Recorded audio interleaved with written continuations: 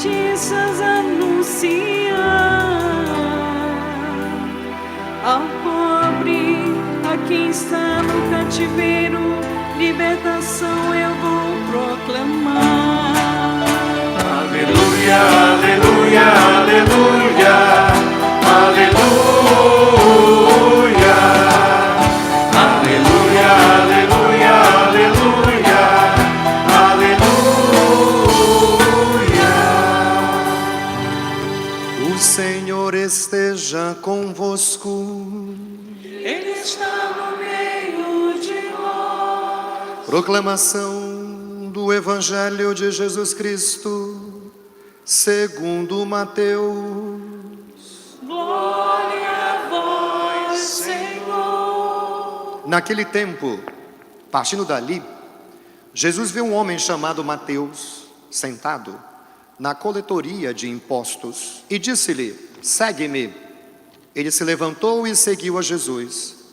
Enquanto Jesus estava à mesa, em casa de Mateus, vieram muitos cobradores de impostos e pecadores e sentaram-se à mesa com Jesus e seus discípulos. Alguns fariseus viram isso e perguntaram aos discípulos: por que vosso mestre come com os cobradores de impostos e pecadores? Jesus ouviu a pergunta e respondeu: aqueles que têm saúde não precisam de médico, mas sim os doentes. Aprendei, pois, o que significa: quero misericórdia e não sacrifício. De fato, eu não vim para chamar os justos, mas os pecadores. Palavra da salvação. Glória a vós, Senhor. Cantemos: eu vim para que todos. Vim para que todos tenham vida, que todos tenham vida plenamente. Canta, igreja.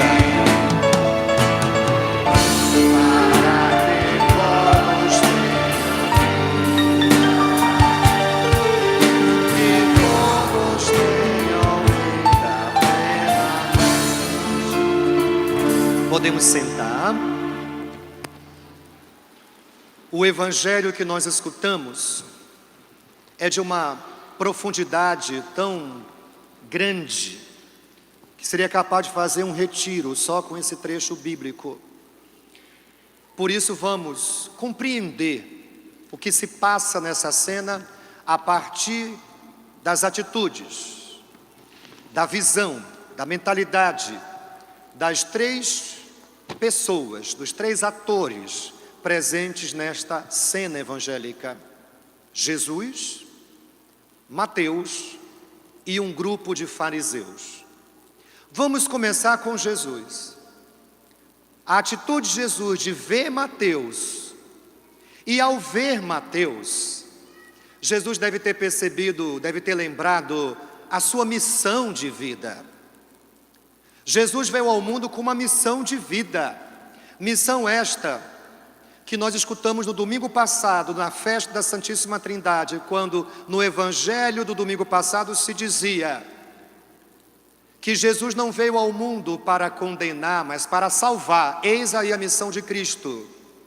E quando ele vê Mateus, ele percebe a sua missão, mais uma vez o chamando: eu preciso salvar este cobrador de impostos, eu preciso salvar esse pecador. Então Jesus, diante da sua missão de vida e também de princípios, porque agora, diante de Mateus, Jesus se vê numa situação delicada.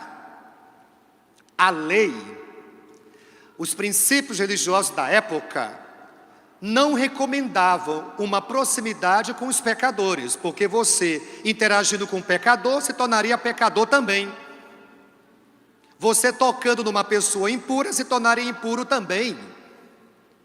Mas Jesus rompe essa regra estéril e vai em busca da essência, vai em busca dos princípios, vai em busca dos valores universais de uma religião, que ele aprendeu isso na intimidade com o Pai, através da oração, que ele aprendeu isso lendo os textos bíblicos, os textos sagrados ao longo da sua vida. E lendo esses textos como este que nós escutamos na primeira leitura, eu não quero sacrifício, Deus quer misericórdia. Jesus, ao ler esses textos, foi percebendo ali os valores universais do plano de Deus, os valores universais que devem acompanhar toda e qualquer religião, a misericórdia, o princípio misericórdia. E é a partir desse princípio misericórdia, desse valor misericórdia, que Jesus toma a iniciativa de transgredir a lei. Transgredir uma lei estéril, uma lei que afastava as pessoas de Deus, porque a religião, religare, é para ligar o humano com o divino, mas os preceitos religiosos da época estavam gerando um cenário de exclusão, de preconceitos, e nenhuma religião que se preza deve cair na armadilha, na caverna escura do preconceito, da exclusão, porque quando isso acontece, essa religião torna a Deus uma caricatura daquilo que há de mais perverso na face humana, o preconceito, a discriminação, a exclusão. Por isso que Jesus rompe isso, ele se expõe, ele com ousadia, muito bem guiado pelos princípios basilares de uma religião, de uma experiência com Deus, a misericórdia, porque Deus é misericórdia, Deus é amor, Deus não quer sacrifícios, Deus quer a misericórdia, e a partir desse princípio, ele assume todos os riscos de uma exposição. Ele não somente vê Mateus, ele chama Mateus. Enquanto que os princípios, os preceitos da época deixavam os pecadores excluídos, marginalizados, Jesus chama o pecador, porque Jesus sabe que são os pecadores que precisam da salvação. Jesus aprendeu e por isso disse: o bom pastor é aquele que deixa as 99 ovelhas seguras para ir atrás de quem? Da ovelha perdida. E é exatamente isso que Jesus faz nessa cena. Ele deixa as outras ovelhas que estão em segurança para ir em busca de uma ovelha perdida chamada Mateus, um cobrador de impostos, um pecador. Ele lança um olhar sobre Mateus, ele chama Mateus e mais. Jesus sabe que para você conhecer uma pessoa, visita a casa dela. Conhece a realidade dela, conhece a família dela. É isso que Jesus faz. Ele vai na casa de Mateus. Escândalo! Escândalo! Como é que um profeta se apresenta como profeta, visita a casa de um pecador e mais, come com ele? Porque aquele momento ali vira um banquete agora, e começa a chegar pecador de tudo que é lado. Diz o texto, chegam outros cobradores, chegam outros pecadores, aquela casa fica cheia de pecador, e vira um banquete. Isso lembra uma outra cena, um outro evangelho. O filho pródigo, quando volta para a casa do pai, o que o pai faz? Uma festa. E essa festa acontece agora na casa de Mateus. É a festa da salvação. Aquele cobrador de impostos que estava ali sentado, desorientado na vida, perdido, agora está com Jesus, celebrando a sua salvação. E assim eu diria para você papai, para você mamãe que está hoje aqui na igreja, para você que nos escuta pela Rádio Rio Mar, pelas redes sociais, nos acompanha, Jesus foi capaz de fazer tudo isso porque ele estava muito bem orientado. Jesus sabia muito claramente qual era a missão dele. E Jesus sabia muito bem quais eram os princípios que norteavam o seu agir. E assim eu convido você pai, você mãe, preparar os seus filhos para os desafios futuros. Jesus se viu diante de um desafio tremendo: salvar alguém que está numa situação difícil ou não se aproximar dessa pessoa. Jesus foi pelo princípio de misericórdia que ele aprendeu com o Pai através das Sagradas Escrituras. O que seu filho tem aprendido com você? Para quando chegar a hora dos desafios da vida, ele lembrar do que aprendeu com o papai e com a mamãe. Para nessa hora tomar uma decisão sábia, de saber o que fazer nessa situação. Por isso eu convido você, pai, você, mãe, que você cada vez mais preze pela formação dos valores, dos princípios pétreos que seu filho, sua filha deve ter, para quando chegar no momento de decisão na vida, de fazer alguma coisa desafiadora, e quando ele se vê ali, o que eu faço? O que meu pai faria nessa situação? O que minha mãe faria nessa situação? E assim também para você que aqui está, que é empresário, para você que dirige uma equipe, isso também é muito importante para você. Para que a missão e os valores da tua empresa não sejam apenas um quadro cheio de poeira lá no teu departamento, na tua empresa, mas que aquela missão, que aqueles valores principalmente, aqueles valores possam nortear uma cultura organizacional na tua empresa. Para que os teus colaboradores, diante de desafios do cotidiano, possam ter proatividade, possam querer resolver o problema a partir da cultura da empresa, a partir dos valores que estão bem claros na cabeça dele, e com isso, com ousadia, com criatividade, possam se manifestar, possam apresentar soluções a partir dos valores que ele aprendeu a ter naquela empresa, a partir de uma cultura que ali se vive. Vamos aos próximos atores, os fariseus. Os fariseus são ali um bando de invejosos. Jesus está fazendo aquilo que eles deveriam fazer, minha gente. Eles deveriam estar se aproximando das ovelhas perdidas, mas não, queriam estar distantes, mas não, excluíam aquelas ovelhas perdidas. No fundo, o comportamento dos fariseus era de pessoas profundamente invejosas, que nem para se alegrar porque um pecador voltou para casa, nem para se alegrar porque alguém conseguiu se salvar, eles não se alegraram, porque quando a inveja impera na nossa mente, nos cega para ver o que o outro está fazendo de bom, de positivo, nos cega para perceber que aquilo que o outro está fazendo está gerando um bem para todos nós. Olha o que a inveja daqueles fariseus fez acontecer aqui. Criticaram Jesus, porque o invejoso é um grande crítico, um crítico dos outros, do bem que os outros fazem. Criticaram Jesus e não foram capazes de se alegrar com a salvação que Jesus fez na vida de Mateus. E assim também a gente encontra pessoas invejosas na nossa família.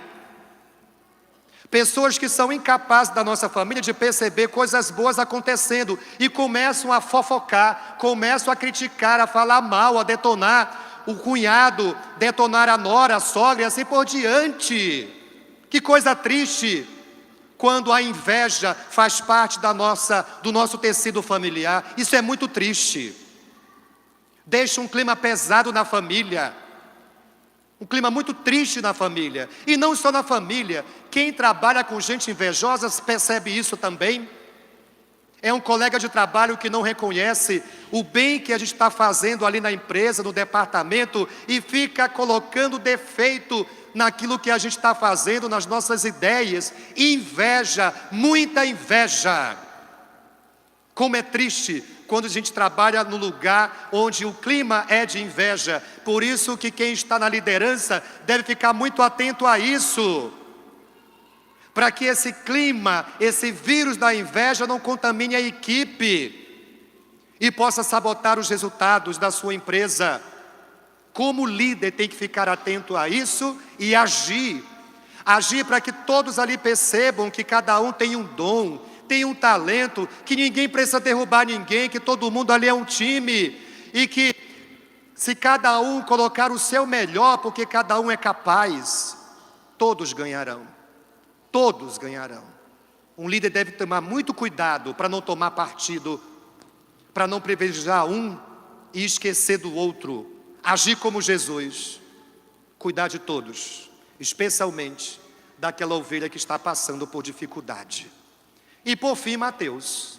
Temos aqui Mateus, aquele cobrador de impostos. Estava lá, sentado na mesa, cobrando impostos. Mas aquele olhar fulminante de Jesus mudou a vida daquele homem. Aquele homem foi capaz de abrir o coração diante daquele olhar. Aquele olhar mudou a sorte de Mateus. Aquele olhar fez Jesus ter a condição necessária para entrar não só na casa de Mateus, mas na vida.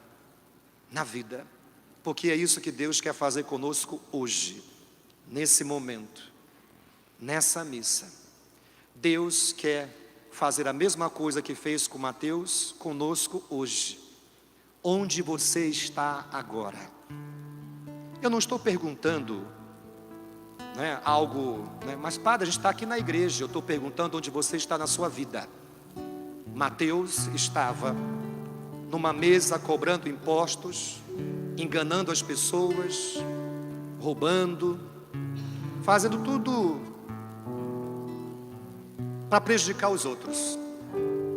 Mas Jesus, olhando para aquele homem, Jesus lançou um olhar para ele.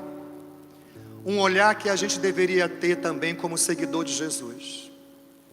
Jesus, ao olhar para Mateus, ele foi capaz de ver as trevas da alma de Mateus. Mas o olhar de Jesus não ficou somente nas trevas da alma de Mateus. O olhar de Jesus foi tão amoroso, foi tão cheio de empatia, que chegou a ver o clarão da essência nas profundezas da alma de Mateus. E é essa atitude que Jesus também quer para cada um de nós.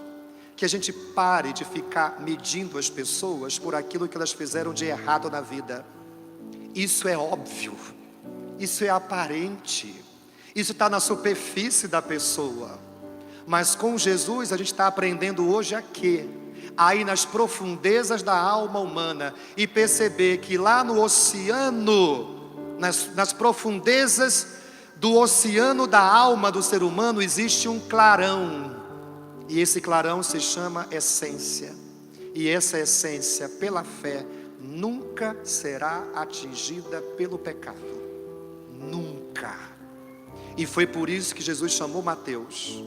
Porque o olhar de Jesus atravessou as sombras da alma para chegar no clarão da essência do coração daquele homem. E assim também nessa noite, Jesus quer olhar para nós e nos convidar também. Segue-me, vem comigo. Independente de onde você esteja, onde você está agora, não importa. O que importa é que Jesus te chama. Jesus quer entrar na tua casa. Jesus quer entrar no teu coração. Vamos fazer isso então? Que tal a gente fazer como Mateus? Entra na minha casa, entra na minha vida e muda a minha história. Convido você a ficar de pé e vamos lembrar de Zaqueu, porque o que Jesus fez com Mateus foi a mesma coisa que ele fez com Zaqueu. Quem sabe canta junto.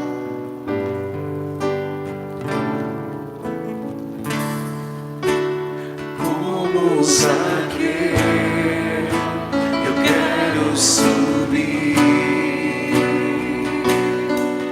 o mais alto que eu puder, só pra te ver, olhar para ti e chamar sua atenção para mim. Eu preciso de ti, Senhor. Quem precisa canta. Eu preciso de ti, ó Pai. Sou pequeno demais, me dá a tua paz, largo tudo pra te seguir. Canta, igreja.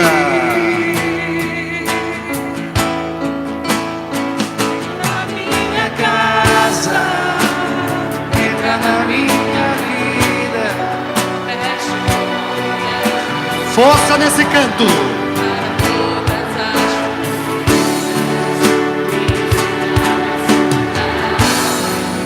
Quero amar somente a ti, Porque o Senhor é meu bem maior.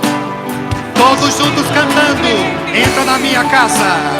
Entra na minha casa, entra na minha vida, mexe com minha estrutura, sara todas as feridas, me ensina a ter santidade. Quero amar somente a ti, porque o Senhor é meu bem maior. Faz um milagre em mim. E para que esse milagre aconteça também na sua vida, como aconteceu na vida de Mateus, é preciso deixar que o olhar de Jesus atravesse as sombras da nossa alma e alcance o clarão da essência do nosso coração. Se você der permissão, esse milagre também vai acontecer na sua vida, porque Deus quer nos salvar, Deus quer a nossa felicidade, mas para isso é preciso deixar Jesus entrar na nossa casa. Então canta, minha gente, entra na minha casa. Entra na minha casa, entra na minha vida, mexe com minha estrutura, sara todas as feridas, me ensina a ter santidade. Quero amar somente a ti, porque o Senhor é meu bem maior. Faz um milagre. Só vocês cantando, canta, igreja.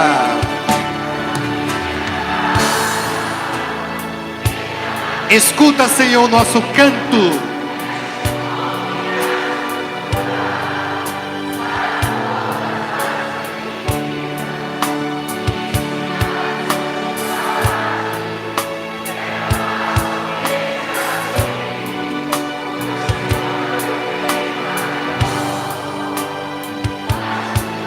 E viva o nosso Salvador Jesus Cristo! Viva! Viva! Creio em Deus Pai.